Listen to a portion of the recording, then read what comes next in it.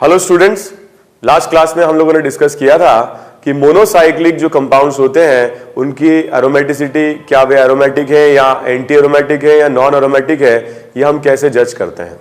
आज हम डिस्कस करते हैं ऐसे मॉलिक्यूल्स के लिए जो मल्टीपल साइक्लिक हों। ठीक है, मल्टीपल साइक्लिक।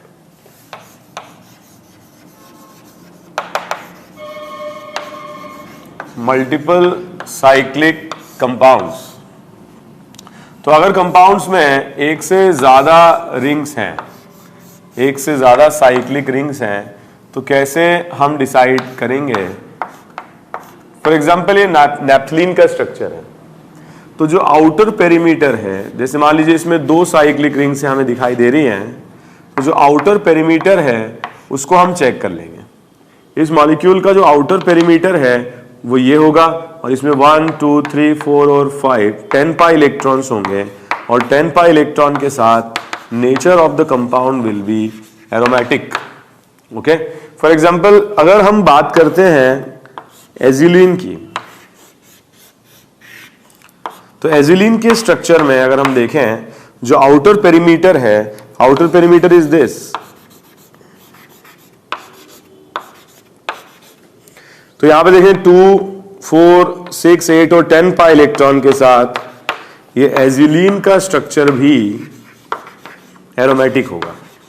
जो सबसे बड़ी रिंग है इसमें वो वही है जो आउटर पेरीमीटर है, या इसमें आउटर पेरीमीटर है। तो आउटर पेरीमीटर जो है वो एरोमेटिक नेचर शो कर रहा है, और एरोमेटिक नेचर शो कर रहा है इसलिए ये कंपाउंड्स एरोमेटिक होंगे। तो सबसे पहले सबसे बड़ी रिंग चेक करते हैं। ठीक है, एक और क्वेश्चन हम देखते हैं।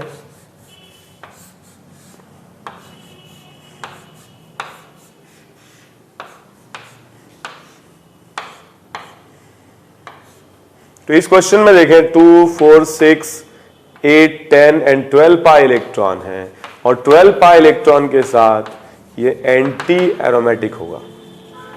अब आप लोग बोलेंगे कि 7 से ज्यादा एटम्स है इसमें, वो तो बात सही है, लेकिन हर एक साइक्लिक रिंग में 6 ही है। इसमें भी 6 है, इसमें भी 6 है, इसमें भी 6 है। तो एक मोनोसाइक्लिक अगर है जिसमें 7 या उससे ज्यादा एटम्स हैं, तो अगर वो एंटी एरोमेटिक है तो नॉन प्लेनर जाएगा, अगर एरोमेटिक है तो नॉन प्लेनर नहीं जाएगा। ठीक है, तो इसमें अगर हम देखें आउटर पेरीमीटर 12 पाई इलेक्ट्रॉन के साथ ये एंटी एरोमेटिक होगा। एक और क्वेश्चन देखते हैं।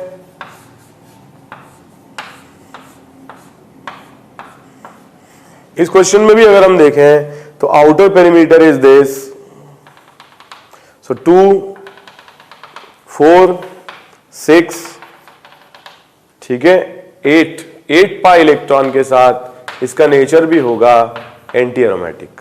ओके,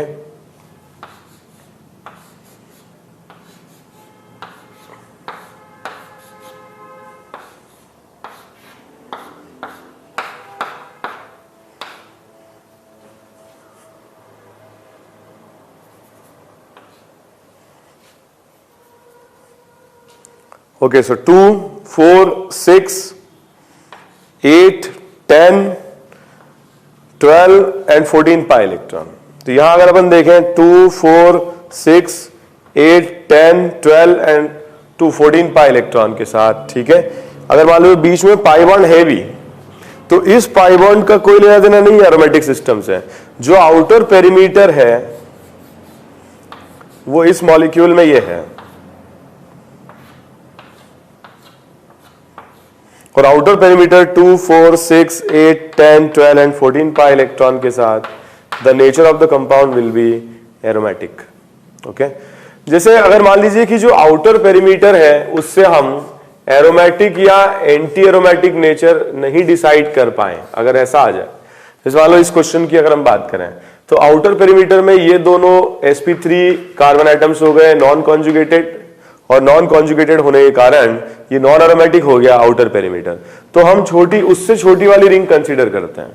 छोटी वाली जो रिंग है वो साइक्लिक रिंग 6 पाई इलेक्ट्रॉन के साथ एरोमेटिक है, और इस कंपाउंड का नेचर भी एरोमेटिक ही हो जाएगा। ठीक है, इफ वी टॉक अबाउट दूसरा स्ट्रक्चर जिसके अंदर बेंजीन रिंग की बात ही नहीं हो, इस तरह से दिया जाए, सो outer perimeter is non aromatic, उससे छोटी ring is also non aromatic, और हम सबसे छोटी रिंग की अगर बात करें तो ये क्या है, सबसे छोटी रिंग 4 पाई इलेक्ट्रॉन के साथ एंटी एरोमेटिक है और कंपाउंड का नेचर भी एंटी एरोमेटिक हो जाएगा।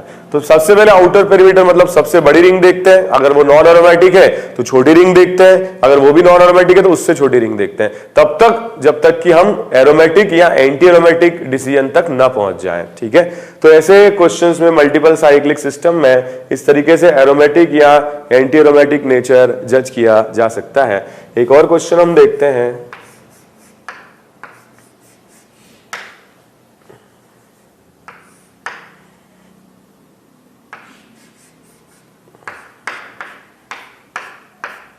ओके तो अगर हम इस क्वेश्चन में देखें outer perimeter 2, 4, 6, 8, 10, 12 and 14 pi electron के साथ the compound will be aromatic in nature.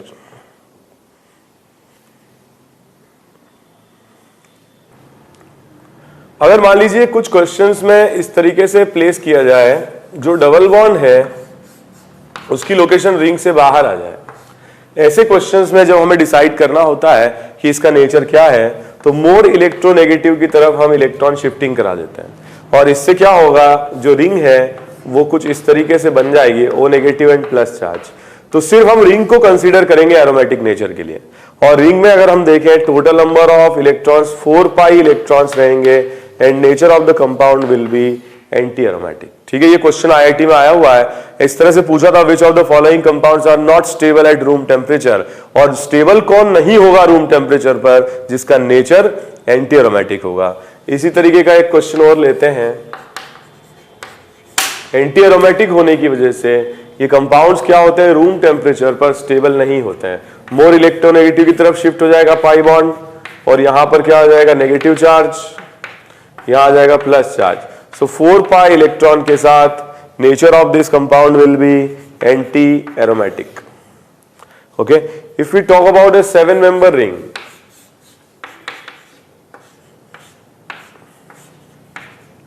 तो यहां पर जो इलेक्ट्रॉन क्लाउड है, pi electron cloud more electronegative O की तरफ चला जाएगा, और ऐसे में जब हमें डिसाइड करना रहेगा, so again a 7, ठीक है, atom ring, total number of electron 6 पाई है, और ये नॉन प्लेनर नहीं जाएगा क्योंकि स्टेबल रहेगा। अगर ये प्लेनर है तो एरोमेटिक होगा, एरोमेटिक है तो हाईली स्टेबल होगा। ठीक है, तो ये nature of this compound will be aromatic.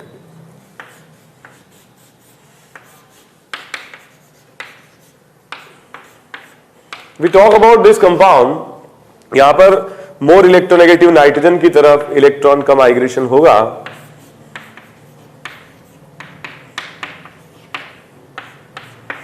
और पॉजिटिव चार्ज यहां रहेगा 6 पाई इलेक्ट्रॉन के साथ, nature of the compound will be aromatic. अगर इलेक्ट्रोनेगेटिविटी का डिफरेंस नहीं है, फॉर एग्जांपल अगर ये क्वेश्चन पूछा जाए, तो इस क्वेश्चन में दोनों तरफ कार्बन है, और ऐसे में हम इलेक्ट्रॉन का माइग्रेशन इस तरह से कराते हैं जिससे कि स्टेबिलिटी बढ़े। इस साइक्लिक सिस्टम में 2 और 4 पाई इलेक्ट्रॉन पहले से हैं, और अगर ये दोनों इलेक्ट्रॉन और आ जाते हैं तो 6 पाई इलेक्ट्रॉन्स हो जाएंगे, और 6 पाई इलेक्ट्रॉन के साथ this system will be aromatic in nature. ठीक है, तो दिस सिस्टम 6 पाई इलेक्ट्रॉन के साथ क्या हो जाएगा, एरोमेटिक हो जाएगा।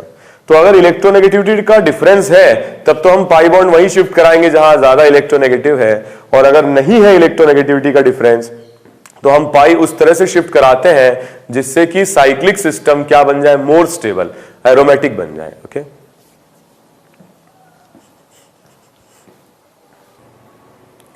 कुछ और क्वेश्चन से हम लोग डिस्कस करते हैं।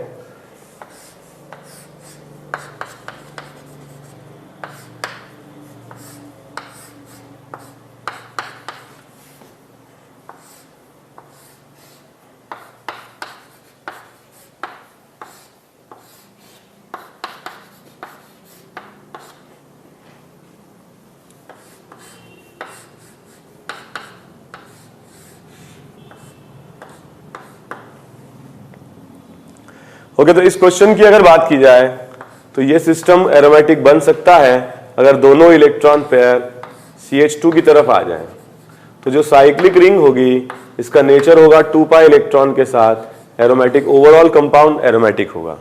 ओके अगर हम इसकी बात करें तो इलेक्ट्रॉन क्लाउड O की तरफ शिफ्ट होगा और O की तरफ शिफ्ट होने से इस पर प्लस इस पर माइनस आएगा 2 पाई इलेक्ट्रॉन के साथ। ये सिस्टम भी एरोमेटिक होगा। ओके अगर हम इसकी बात करें रेजोनेटिंग स्ट्रक्चर बनाए या ना बनाए, डायरेक्टली देख करके बता सकते हैं। ये दोनों कार्बन एटम्स sp3 हैं और नॉन कॉन्जुगेटेड होने के कारण nature of the compound will be non aromatic.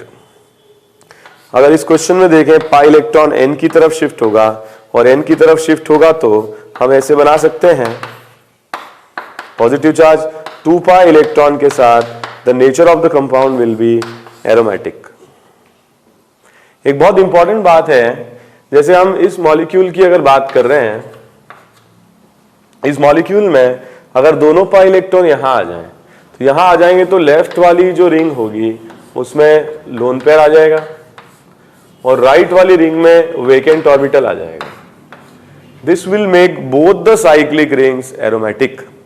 और ऐसा होने पर जो ये ए रेजोनेटिंग स्ट्रक्चर है जब ये बी में कन्वर्ट होगा तो ये डबल बॉन्ड से कन्वर्ट हो जाएगा सिंगल बॉन्ड में। या हम ये बोल सकते हैं कि जो अल्फा कार्बन कार्बन बॉन्ड है इसमें high amount of single bond character होगा, सिंगल बॉन्ड कैरेक्टर होगा because of conversion of this double bond to single bond, because B structure is very और highly stable then A structure. Resonating structures की stability को compare करते वक्त मैंने आपको बोला भी था एरोमेटिसिटी ऐसा फैक्टर है जिससे हम बाकी सारे फैक्टर्स को नेग्लेक्ट कर देते हैं। तो यहां पर एक्स्ट्रा पाई बॉन्ड इसमें जरूर है मगर बी हाईली स्टेबल है क्योंकि दोनों ही रिंग्स आपस में क्या हैं, एरोमेटिक हैं और इस वजह से बी का स्टेबिलिटी ए से ज्यादा होगा। ऑल्दो यहां पर चार्ज आ रहा है, पाई बॉन्ड कम हो रहे हैं बट अमाउंट ऑफ स्टेबिलिटी बहुत ज्यादा होगा और बी की स्टेबिलिटी ज्यादा होगी तो ये सिंगल बॉन्ड को रिजेंबल करेगा। जो हाइब्रिड होगा इसके अंदर इसमें सिंगल बॉन्ड कैरेक्टर रहेगा। ओके एक इंपॉर्टेंट क्वेश्चन हम लोग करते हैं इस पर।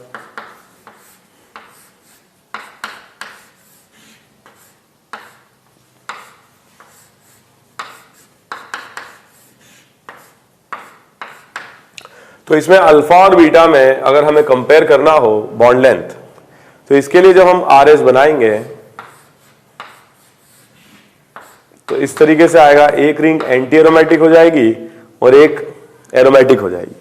तो अगर हम इसमें ए या बी इसको मान रहा हूं, इसका रेजोनेटिंग स्ट्रक्चर हम बनाते हैं तो दोनों ही रिंग्स जैसा कि हमने अभी डिस्कस भी किया, दोनों ही रिंग्स एरोमेटिक हो जाएंगी सी एंड डी।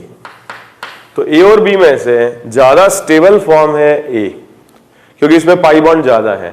यहां पर एक एरोमेटिक और एक एंटी एरोमेटिक बन रहा है तो what ever is the gain in stability वो लूज हो जाएगा बिकॉज ऑफ एंटी एरोमेटिक, जबकि सी और डी में से ज्यादा स्टेबल डी है।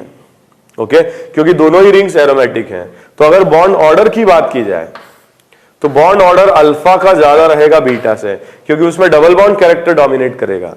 लेकिन अगर बॉन्ड लेंथ की बात की जाए तो बॉन्ड लेंथ बीटा की ज्यादा होगी अल्फा से because bond length is inversely proportional to bond order. ठीक है तो इस तरह के क्वेश्चन आ सकते हैं। ऐसा भी बोल सकते हैं rotational barrier, rotational barrier. So rotational barrier का मतलब होता है the amount of energy required to rotate the bond. तो जो डबल बॉन्ड है उसके लिए ज्यादा एनर्जी रिक्वायर्ड होगी, बॉन्ड ऑर्डर ज्यादा होगा तो amount of energy required to rotate the bond will be higher. और सिंगल बॉन्ड कैरेक्टर रहेगा जैसे इसमें तो amount of energy required to rotate the bond will be less. या हम ये बोल सकते हैं कि अल्फा का रोटेशनल एनर्जी बैरियर बीटा से ज्यादा होगा, जिसका बॉन्ड ऑर्डर ज्यादा होगा उसका रोटेशनल एनर्जी बैरियर भी ज्यादा होगा। Let's talk about annulenes. Annulenes are cyclic conjugated hydrocarbons. Okay? तो जैसे फॉर एग्जांपल ये 4 मेंबर साइक्लिक रिंग, ये conjugated double bond, single bond, double bond, ठीक है, हाइड्रोकार्बन भी है। क्या ये एनुलिन है? यहां पर कॉन्जुगेशन नहीं है। 3 मेंबर रिंग कभी भी एनुलिन नहीं बना सकती है। Annulene is defined as cyclic conjugated hydrocarbons. Okay और इनको हम नाम ऐसे लिखते हैं जैसे 4 एटम्स हैं टोटल तो इसको नाम लिखेंगे annulene 4। Okay 4 will represent the number of carbon atoms. ठीक है तो this is not annulene. Benzene को भी एनुलिन कहा जाता है। और हम इसमें ऐसे भी लिख सकते हैं एनुलिन 6। तो हम इसके नेचर की बात करें 4 पाई इलेक्ट्रॉन के साथ, the nature of annulene 4 will be anti aromatic, and 6 pi electron के साथ आप लोग सब जानते हैं benzene is aromatic. If we talk about next annulene, तो इवन नंबर में ही एनुलिन बन पाएंगे, क्योंकि ऑड नंबर में एक कार्बन ऐसा आ ही जाएगा जिसमें sp3 हाइब्रिडाइजेशन होगा अगर वो मॉलिक्यूल है तो, और अगर आयन है तो हम उसे एनुलिन डिफाइन नहीं करते हैं। तो इसको हम बोल सकते हैं एनुलिन 8। एनुलिन 8 का जो स्ट्रक्चर है, it was expected to be anti aromatic because of 2, 4, 6 and 8 pi electron. ठीक है, 8 पाई इलेक्ट्रॉन के साथ एक्सपेक्टेड था anti aromatic, but actually exceptionally the compound is non aromatic. जैसे कि हम पहले भी डिस्कस कर चुके हैं, 8 की रिंग है मोनोसाइक्लिक है, और मोनोसाइक्लिक रिंग 7 या उससे ज्यादा की आउट ऑफ प्लेन चला जाता है in order to gain more stability. So ये आउट ऑफ प्लेन चला जाएगा, और 8 पाई इलेक्ट्रॉन के साथ इसका नेचर क्या हो जाएगा, non aromatic. Okay, so annulene 8 is non aromatic. इसके बाद हम देखते हैं एनुलिन 10। एनुलिन 10 की अगर बात करें तो ये भी एक्सपेक्टेड है, this is annulene 10। So it is also expected to be what aromatic with how many pi electrons, 10 pi electron, so 2, 4, 6, 8 and 10 pi electron, but actually it is also non aromatic, actually it is non aromatic। क्यों है ऐसा, क्योंकि यहां पर क्या होता है, दो हाइड्रोजन एटम्स ये इतने क्लोज होते हैं कि आपस में बहुत ज्यादा रिपल्शन करते हैं, और इस रिपल्शन की वजह से ये बॉन्ड तो आउट ऑफ प्लेन चला जाता है और ये बॉन्ड इन द प्लेन चला जाता है। तो एक H क्या होगा, उसके साथ अबाउ द प्लेन आ जाएगा, और एक H इन द प्लेन चला जाएगा, जिससे कि डिस्टेंस बढ़ जाएगा दोनों हाइड्रोजन के बीच में और रिपल्शन कम हो जाएगा। This will make annulene 10 non planar, और नॉन प्लेनर अगर कुछ भी रहेगा तो वो कभी भी एरोमेटिक या एंटी एरोमेटिक नहीं हो सकता है। नॉन प्लेनर हमेशा नॉन एरोमेटिक ही रहेगा। कुछ इस टाइप के क्वेश्चन इस पर पूछे जाते हैं।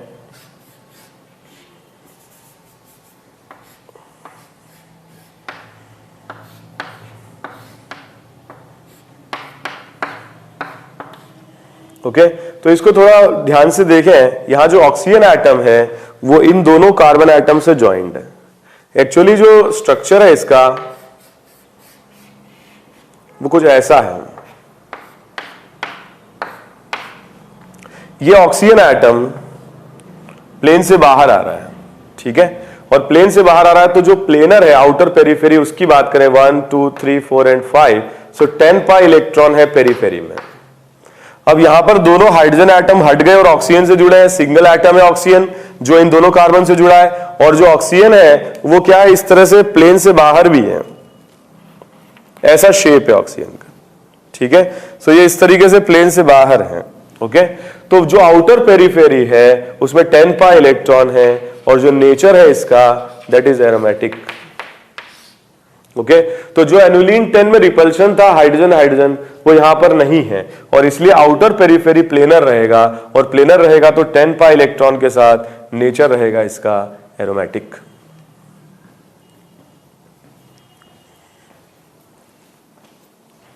इस तरह के और भी क्वेश्चंस हैं जो पूछे जा सकते हैं।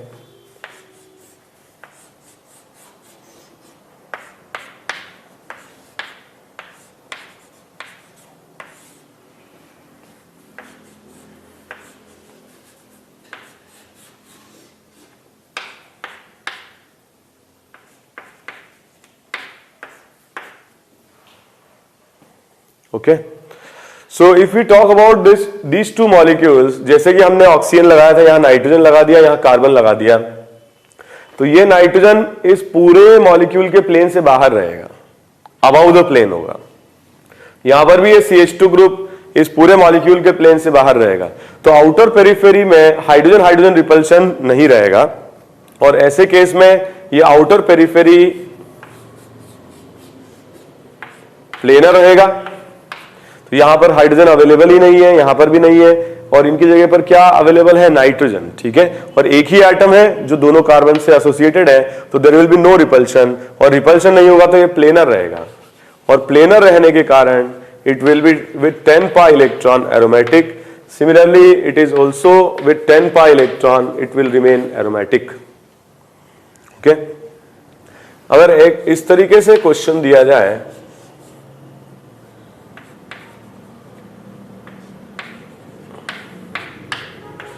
तो यहां पर हाइड्रोजन की जगह पर Ame या CH3 ग्रुप लगा देते हैं, तो ये जो स्ट्रक्चर है ये नॉन एरोमेटिक होगा, क्योंकि हाइड्रोजन में ही इतना रिपल्शन होता है तो मिथाइल ग्रुप में और ज्यादा रिपल्शन होगा, जिससे कि ये पूरा मॉलिक्यूल नॉन प्लेनर हो जाएगा, और नॉन प्लेनर मॉलिक्यूल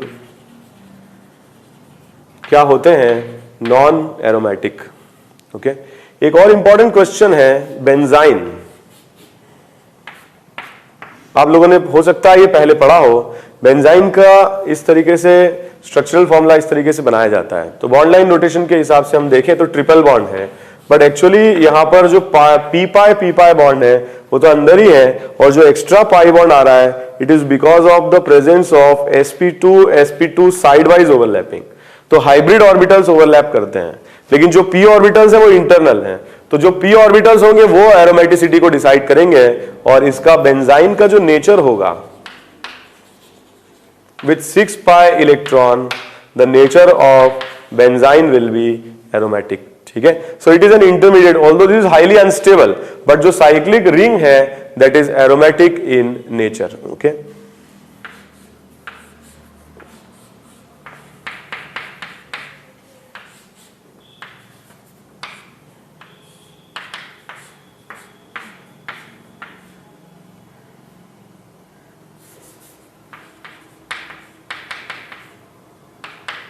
ओके, तो हम इस मॉलिक्यूल के लिए बात करते हैं. सो 2 4 6, देखिए यहां पे डबल बॉन्ड, सिंगल बॉन्ड, फिर ट्रिपल बॉन्ड, फिर single bond, double bond, conjugated system है. कितने total carbon atom, 1 2 3 4 5 6 7 8 9 10 11 and 12. But हम इसे एनुलिन नहीं कह सकते क्योंकि इसमें ट्रिपल बॉन्ड आ रहा है. दूसरी बात, total number of pi electron 1 2 3 4 5, और पाई में से जो ट्रिपल बॉन्ड है उसमें से एक ही पाई बॉन्ड होगा जिसको हम काउंट करेंगे, क्योंकि वो पाई बॉन्ड बाकी सारे पाई बॉन्ड के पैरेलल होंगे, और जो दूसरा पाई बॉन्ड होगा वो परपेंडिकुलर होगा. ठीक है, तो अगर ट्रिपल बॉन्ड है तो हम एक पाई बॉन्ड काउंट करते हैं, और एक पाई बॉन्ड से 1 2 3 4 5 एंड 6 12 पाई इलेक्ट्रॉन के साथ the nature of this compound should have been anti aromatic अगर प्लेनर है, लेकिन क्योंकि ये 7 से ज्यादा है तो क्या होगा, ये नॉन प्लेनर हो जाएगा. एक्चुअली इसका जो नेचर होगा वो आ जाएगा नॉन एरोमेटिक. ठीक है, it was expected to be anti aromatic, but out of plane जाने की वजह से the nature will become non aromatic. Okay, तो इस तरीके के क्वेश्चंस और ज्यादा पूछे जा सकते हैं. आपको सबसे इंपॉर्टेंट बात है, क्वेश्चन डायरेक्टली मिल सकता है कि कंपाउंड का नेचर एरोमेटिक है, नॉन एरोमेटिक है, एंटी एरोमेटिक है. स्टेबिलिटी से क्वेश्चन आ सकते हैं. सिमिलर टाइप के कंपाउंड्स में एरोमेटिक सबसे ज्यादा स्टेबल, फिर नॉन एरोमेटिक, फिर एंटी एरोमेटिक, और फिर इस तरह के भी क्वेश्चन आ सकते हैं जैसे कि एडवांस में आया हुआ है कि रूम टेम्परेचर पर या नॉर्मल कंडीशन में कौन से कंपाउंड स्टेबल रहेंगे. तो कौन से कंपाउंड स्टेबल रहेंगे, जो एरोमेटिक होंगे और जो नॉन एरोमेटिक होंगे. नॉन एरोमेटिक नॉर्मल होते हैं और एरोमेटिक एक्स्ट्रा स्टेबल होते हैं, लेकिन एंटी एरोमेटिक रूम टेम्परेचर पर स्टेबल नहीं रहेंगे, ये हाईली अनस्टेबल रहेंगे. They will have unpaired electron, और ऐसे अनपेयर्ड इलेक्ट्रॉन बॉन्डिंग करने की कोशिश करेंगे दूसरे मॉलिक्यूल के साथ में. ओके, तो ऐसे क्वेश्चन में जिसमें कि रूम टेम्परेचर पे कौन सा मॉलिक्यूल स्टेबल है, तो you have to choose aromatic and non aromatic. Okay, अभी हमने देखा कि हम पहचानेंगे कैसे. अब हम इसका एप्लीकेशन देखते हैं रिएक्शंस में, किस तरीके से एरोमेटिक, एंटी एरोमेटिक और नॉन एरोमेटिक का यूज होता है.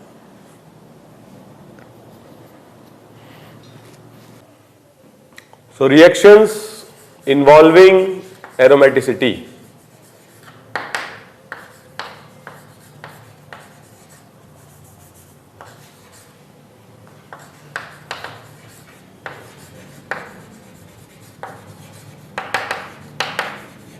Reactions involving aromaticity. सबसे पहले इसके लिए हम डिस्कस करेंगे हाइड्रोजनेशन. हाइड्रोजनेशन का मतलब है in the presence of hydrogen and metals जो पाई बॉन्ड्स होते हैं ये रिड्यूस हो जाते हैं अल्केन में। ठीक है, इस प्रोसेस को हम कहते हैं हाइड्रोजनेशन। तो पाई बॉन्ड टूट जाता है, HH के बीच सिग्मा बॉन्ड टूट जाता है और दो नए सिग्मा बॉन्ड बनते हैं CH के बीच में। अब अगर एरोमेटिसिटी इन्वॉल्व है तो we will try to increase the stability. ऐसे में हम एरोमेटिक रिंग्स बढ़ाने की कोशिश करते हैं और एंटी एरोमेटिक रिंग्स कम करने की कोशिश करते हैं। एक क्वेश्चन अगर हम देखें,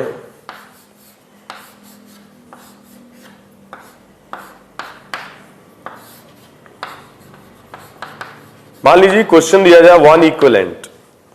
वन इक्विवेलेंट मतलब एक पाई बॉन्ड कोई भी रिड्यूस हो सकता है। मान लीजिए कि हम ये स्ट्रक्चर बना सकते हैं या हम ये स्ट्रक्चर बना सकते हैं या हम ये स्ट्रक्चर बना सकते हैं।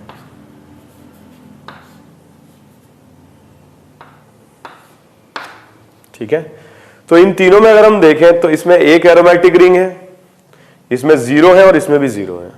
तो आंसर वही करेक्ट होगा जिसके अंदर maximum number of aromatic ring होंगी और minimum number of anti aromatic rings होंगी। ये दोनों ही गलत होंगे, wrong answers. Okay, for example अगर क्वेश्चन ये आ जाए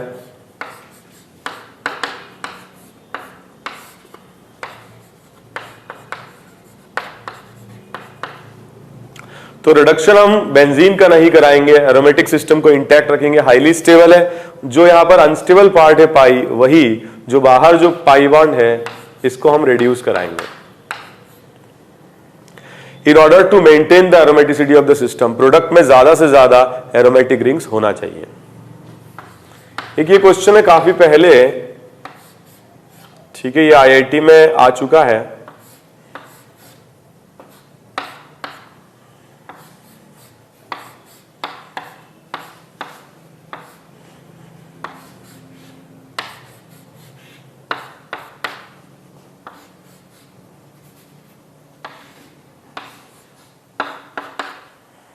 तो इसका हाइड्रोजनेशन कराया जाए विथ 3 इक्विवेलेंट्स। तो हम कौन सी रिंग तोड़ सकते हैं? हम बीच वाली रिंग भी तोड़ सकते हैं और साइड वाली भी, क्योंकि ये रिंग और ये रिंग एक ही है और 3 इक्विवेलेंट से एक ये रिंग है बीच की जो अलग है। तो अगर हम बीच वाली रिंग तोड़ते हैं तो ये एंटी एरोमेटिक रिंग 4 मेंबर, ये 4 मेंबर एंटी एरोमेटिक रिंग और ये 4 मेंबर एंटी एरोमेटिक रिंग तीनों डिस्ट्रॉय हो जाएंगी। ठीक है, तो what we are going to get as the product of reaction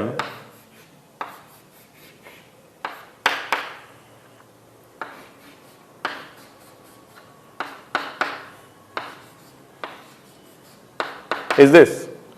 तो यहां पर अगर अपन देखें बीच वाली जो रिंग है उसके जाने से 3 एंटी एरोमेटिक रिंग्स चली जाती हैं और इसमें 3 एरोमेटिक रिंग्स होंगी और 0 एंटी एरोमेटिक रिंग्स होंगी। ठीक है, अगर हम मान लीजिए साइड वाला कोई बॉन्ड तोड़ते हैं तो क्या होगा, इसमें ये 2 एंटी एरोमेटिक रिंग्स रिटेन रहेंगी और 3 एरोमेटिक रिंग्स रहेंगे। तो इन दोनों ही प्रोडक्ट्स में 3 एरोमेटिक रिंग्स हैं और इसमें 2 एंटी एरोमेटिक है, इसमें 0 एंटी एरोमेटिक है। तो best answer for this question will be this, maximum number of aromatic होनी चाहिए at the same time, minimum number of anti aromatic rings होना चाहिए।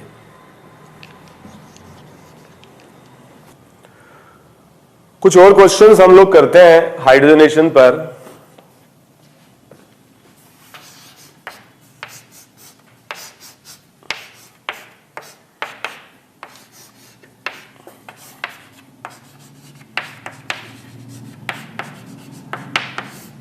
तो इसमें हमारे पास चॉइस है ये पाई बॉन्ड और ये पाई बॉन्ड। ये तो हम डिस्टर्ब करेंगे नहीं because of anti aromatic nature. तो क्या होगा, इन दोनों में से ये पाई बॉन्ड बेंजीन के साथ कॉन्जुगेटेड है, मोर स्टेबल है, और ये पाई बॉन्ड कॉन्जुगेटेड नहीं है।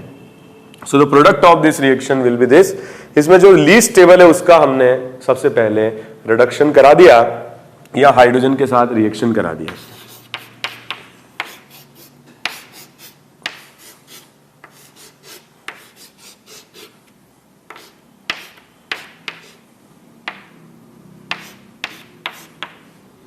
ओके, अगर हम हाइड्रोजनेशन कराते हैं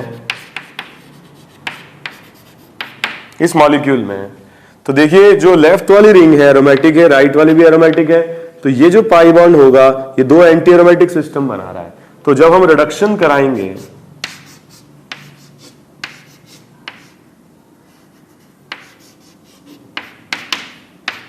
तो इन सारे पाई बॉन्ड्स को और इन सारे पाई बॉन्ड्स को इंटैक्ट रखेंगे और बीच वाला जो बॉन्ड होगा उसको रिड्यूस करा के अल्केन बना देंगे।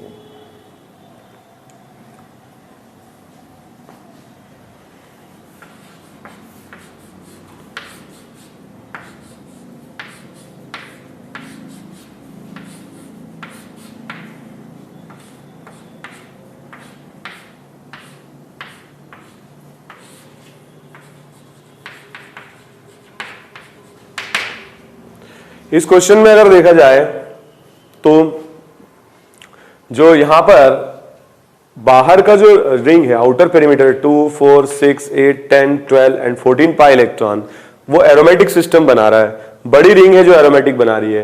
यहां पर क्या होगा, ये वाला जो पाई बॉन्ड होगा इसको हम ब्रेक कर देंगे, ठीक है। तो यहां पर क्या होगा, जो बड़ी रिंग है वो एरोमेटिक नेचर को रिटेन करेगा और जितने ज्यादा एटम्स रेजोनेंस में पार्ट ले रहे होंगे उतनी ही स्टेबिलिटी ज्यादा होगी, ठीक है। तो हम यह बोल सकते हैं कि जो हाइड्रोजनेशन होगा ये बीच वाली पाई बॉन्ड का होगा, जिससे कि जो आउटर पेरीमीटर है वो एरोमेटिक नेचर रिटेन कर सके।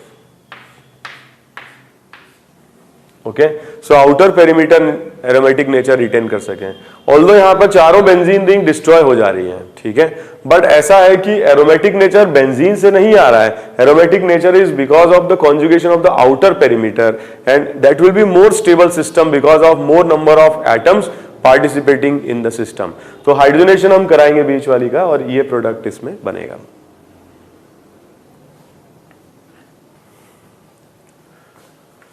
सेकेंड टाइप ऑफ क्वेश्चन जो एरोमेटिसिटी से रिलेटेड पूछे जाते हैं वो मेटल्स से रिलेटेड क्वेश्चन पूछे जाते हैं।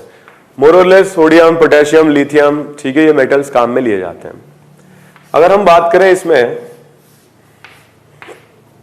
अगर हम इसकी रिएक्शन करा देते हैं सोडियम मेटल के साथ, तो सोडियम मेटल के साथ रिएक्शन कराने से ये आयंस के फॉर्म में कन्वर्ट हो जाता है।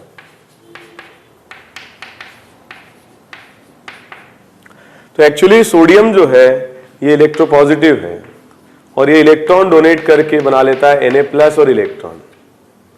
इन इलेक्ट्रॉन्स की प्रेजेंस में ये पाई बॉन्ड ब्रेक हो जाता है। अगर पाई बॉन्ड ब्रेक हो जाएगा तो एक एक इलेक्ट्रॉन दोनों पर आ जाएगा और ये दो इलेक्ट्रॉन्स एक एक इलेक्ट्रॉन और गेन करके कार्बन में आ जाएंगे। टोटल 6 पाई इलेक्ट्रॉन इस साइक्लिक रिंग में आ जाएंगे। तो पहले 4 पाई इलेक्ट्रॉन थे और दो और इलेक्ट्रॉन गेन करके कितने हो जाएंगे, 6 पाई इलेक्ट्रॉन। तो ये सिस्टम एंटी एरोमेटिक से किस डायरेक्शन में चला जाएगा, एरोमेटिक। हर वो सिस्टम जो एरोमेटिक की डायरेक्शन में जा रहा है, एरोमेटिक, एंटी एरोमेटिक से एरोमेटिक या नॉन एरोमेटिक से एरोमेटिक, दोनों ही प्रोसेस क्या होंगी, स्पॉन्टेनियस होंगी। या ऐसा कोई सिस्टम हो जो नॉन एरोमेटिक से जो एंटी एरोमेटिक से नॉन एरोमेटिक में आ रहा है, वो प्रोसेस भी स्पॉन्टेनियस होंगी, ठीक है। तो हर वो प्रोसेस जिससे स्टेबिलिटी बढ़ती है स्पॉन्टेनियस होंगी। फॉर एग्जाम्पल अगर अपन बात करें बेंजीन के साथ, अगर हम ये रिएक्शन कराते हैं तो क्या ये रिएक्शन पॉसिबल होगी? अगर सोडियम के साथ रिएक्शन कराते हैं लिथियम या पोटेशियम के साथ, तो यहां डायनाइन क्या बन पाएगा? इट इज नॉट पॉसिबल, क्योंकि ये सिस्टम एरोमेटिक है और ये सिस्टम क्या है, एंटी एरोमेटिक है। तो इस रिएक्शन का होना पॉसिबल नहीं है, ठीक है। कई बार ऐसे क्वेश्चन भी आ जाते हैं, तो यहां पर दे दिया जाए आपको आयन Fe3+, ओके। तो Fe3+ से क्या होगा, ये एरोमेटिक सिस्टम से इलेक्ट्रॉन निकाल लेगा और ये पॉजिटिव में कन्वर्ट हो जाएगा और ये गेन करके इलेक्ट्रॉन Fe2+ में चला जाएगा। तो दो electron aromatic anti aromatic system ने लूज किए, तो 4 पाई इलेक्ट्रॉन से किसमें कन्वर्ट हो गया, 2 पाई इलेक्ट्रॉन में, और ये इलेक्ट्रॉन गेन करके Fe3+ से Fe2+ हो गया, ठीक है। तो अगर मान लीजिए कोई एंटी एरोमेटिक सिस्टम है तो या तो दो इलेक्ट्रॉन गेन करके एरोमेटिक बन सकता है या दो इलेक्ट्रॉन लूज करके भी एरोमेटिक सिस्टम में कन्वर्ट हो सकता है। एक और क्वेश्चन अगर इसमें देखें, तो ये जो सिस्टम है इसमें, ठीक है, हम पहले भी डिस्कस कर चुके हैं, इसका एक और RS जब हम बनाएंगे तो RS में पाई की लोकेशन हम चेंज करके ऐसा भी बना सकते हैं। तो टोटल 8 पाई इलेक्ट्रॉन है। In the presence of lithium और sodium it will gain 2 electron, okay, it will gain 2 electrons and it will convert into dianion which will be aromatic in nature. So it is anti-aromatic and the compound which is formed is aromatic, highly stable. ऐसा भी question आ सकता है, the compound given as a reactant is non-aromatic because of sp3 carbon. Sodium के साथ reaction कराने पर ये anion के फॉर्म में कन्वर्ट हो जाता है, ठीक है, Na+। तो यहां पर H2 गैस एलिमिनेट होती है। ये एक रेडॉक्स रिएक्शन है जहां हाइड्रोजन +1 ऑक्सीडेशन स्टेट से 0 में जा रहा है और सोडियम 0 से +1 में आ रहा है। तो सोडियम का तो ऑक्सीडेशन हो जा रहा है और हाइड्रोजन का +1 से 0 में रिडक्शन हो जा रहा है। ये एक नॉन एरोमेटिक सिस्टम है और जो प्रोडक्ट बना है that is aromatic in nature. Okay, तो ये सारी रिएक्शंस है जो मेटल से रिलेटेड हैं, जो ज्यादा स्टेबिलिटी बढ़ाने के काम में आती है मॉलिक्यूल्स की, नॉन एरोमेटिक टू एरोमेटिक और anti aromatic to aromatic. Okay,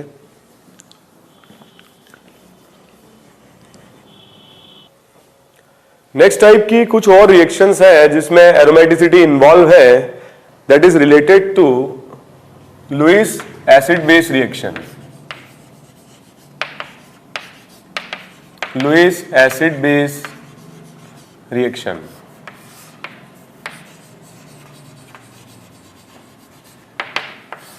alkyl halides का नेचर होता है in the presence of Lewis acid, let's say AlCl3। तो ये ट्रांजिशन स्टेट इस तरह से बनाते हैं, इसमें क्लोरीन अपना इलेक्ट्रॉन पेयर एल्यूमिनियम के साथ शेयर करने लगता है और ये बॉन्ड पार्शियली बनने लगता है। एट द सेम टाइम ये बॉन्ड पार्शियली टूटने लगता है, तो एल्यूमिनियम पर आने लगता है नेगेटिव और क्लोरीन पर डेल्टा प्लस। तो अगले इंस्टेंट पर या रिएक्शन जब कंप्लीट होती है तो ये R+ और AlCl4 नेगेटिव में कन्वर्ट हो जाता है। ये रिएक्शन स्पॉन्टेनियसली फॉरवर्ड जाएंगी जब R+ स्टेबल होगा, और R+ कब मैक्सिमम स्टेबल होगा, जब R+ का नेचर एरोमेटिक होगा। ओके, एक इंपॉर्टेंट एग्जांपल है इसमें,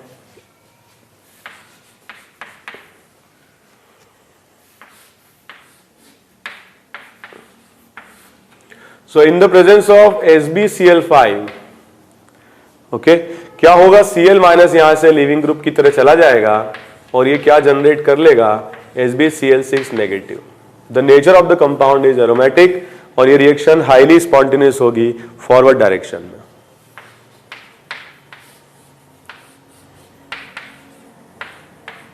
तो इसकी रिएक्शन की बात करें, कई बार ऐसे भी दे देते हैं AgNO3। तो AgNO3 Ag+ और यहां से अगर Cl- निकलता है तो ये बहुत लो सॉलिबिलिटी वाले सॉल्ट होते हैं और बनते ही प्रेसिपिटेट हो जाते हैं, जिससे कि इक्विलिब्रियम फॉरवर्ड डायरेक्शन में ड्रैग होता है। बट इस रिएक्शन की फॉरवर्ड जाने की बिल्कुल टेंडेंसी नहीं होगी, क्योंकि यहां पर जो केटायन बन रहा है इसका नेचर है एंटी एरोमेटिक। तो नॉन एरोमेटिक से एंटी एरोमेटिक में जाने की बिल्कुल टेंडेंसी नहीं होगी।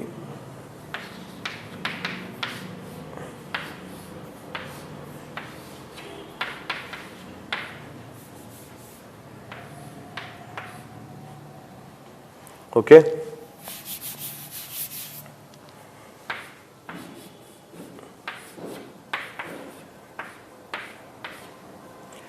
इस रिएक्शन को अगर अपन कराते हैं, इस कंपाउंड की रिएक्शन कराते हैं AgNO3 के साथ, तो AgNO3 के साथ में Cl- यहां से लीविंग ग्रुप की तरह चला जाएगा, क्या बना लेगा, AgCl जो प्रेसिपिटेट कर जाएगा, और यहां पर जो केटायन बनेगा इस केटायन का जो नेचर होगा that will B with 6 pi electron, the nature will be aromatic. Okay, तो इंपॉर्टेंट बात यह है कि लुईस एसिड बेस रिएक्शन तब होगी जब केटायंस बनेंगे हाईली स्टेबल, और केटायंस हाईली स्टेबल तब बनेंगे जब केटायंस का नेचर होगा एरोमेटिक। एक ये क्वेश्चन IIT में आया हुआ है,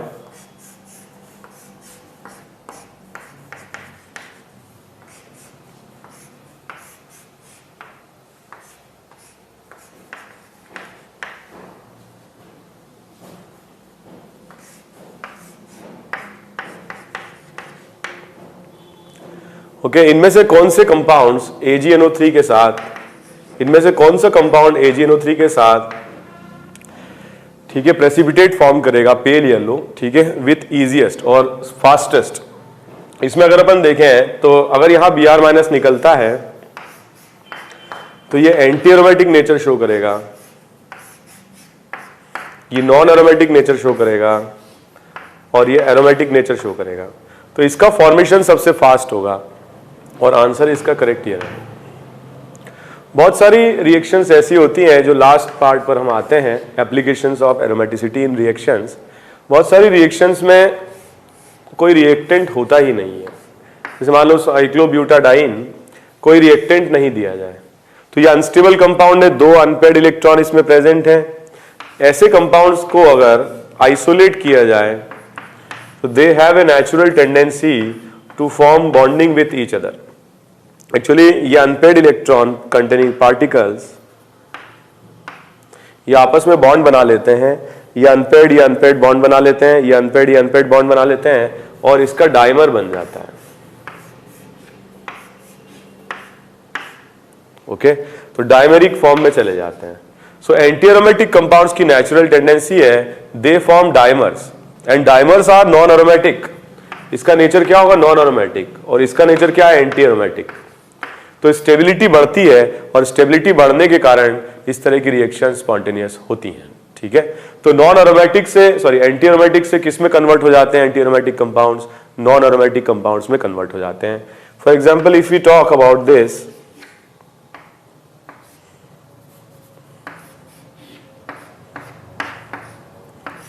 ओके, तो ऐसे दो मॉलिक्यूल, क्योंकि एंटी एरोमेटिक रिंग है, ऐसे दो मॉलिक्यूल्स क्या होते हैं? आपस में डाइमराइज हो जाते हैं। But this will be in the absence of any reactant.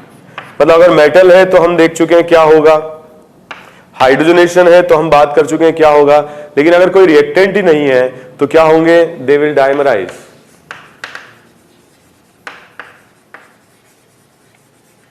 ठीक है, तो फिर मॉलिक्यूल्स का क्या हो जाएगा? डाइमराइजेशन हो जाएगा और एंटी एरोमेटिक नेचर कन्वर्ट हो जाएगा किसमें? नॉन एरोमेटिक में। And non aromatic compounds are more stable than anti aromatic compounds. तो कुछ क्वेश्चंस हम लोग करते हैं।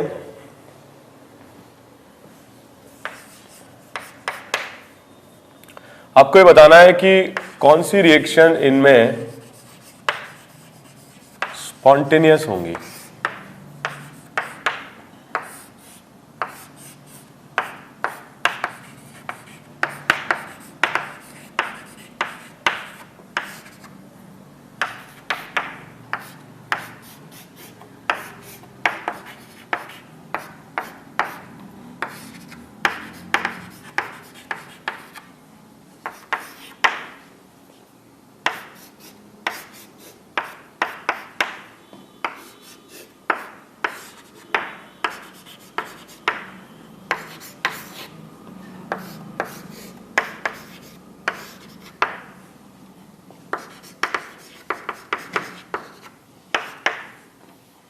ओके, हम अगर फर्स्ट की बात करें, AgNO3 के साथ ये अगर Br- के फॉर्म में जाता है तो it will lead to formation of anti aromatic ion. ठीक है, तो इस तरीके से प्लस AgBr। बट ये रिएक्शन स्पॉन्टेनियसली नहीं हो सकती है because the nature of the product is anti aromatic. तो नॉन एरोमेटिक से एंटी एरोमेटिक में कन्वर्जन नहीं होगा। Second reaction is spontaneous.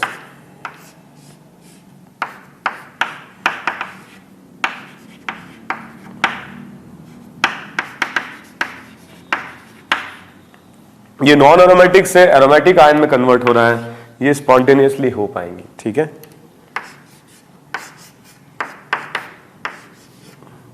यहां पर जो नेचर है, ये कंपाउंड का नेचर एंटी एरोमेटिक है और 2 पाई इलेक्ट्रॉन गेन करने के बाद डायनाइन के फॉर्म में 2, 4, 6, 8 एंड 10 पाई इलेक्ट्रॉन के साथ नेचर विल बी एरोमेटिक, ये स्पॉन्टेनियस होगा। ठीक है, इस रिएक्शन में अगर अपन देखें Cl- के निकलने से 3 मेंबर रिंग बनेगी and nature of this compound will be nature of this ion will be aromatic. तो ये रिएक्शन भी स्पॉन्टेनियस होगी। ओके